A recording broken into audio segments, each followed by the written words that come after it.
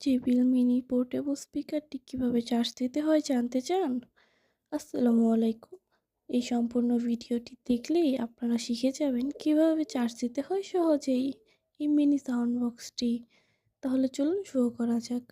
আপনারা এই JBL mini sound বক্সটি যে কোনো স্মার্টফোনের চার্জার দিয়েই চার্জ দিতে পারবেন। আমি আজকে আপনাদের স্যামসাং স্মার্টফোনের চার্জার দিয়ে চার্জ করিয়ে দেখাবো।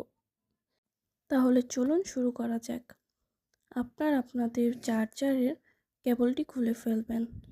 তারপর জেবিএলের সাথে যে কেবলটি দেওয়া হয়েছে সেটি কানেক্ট করে ফেলবেন।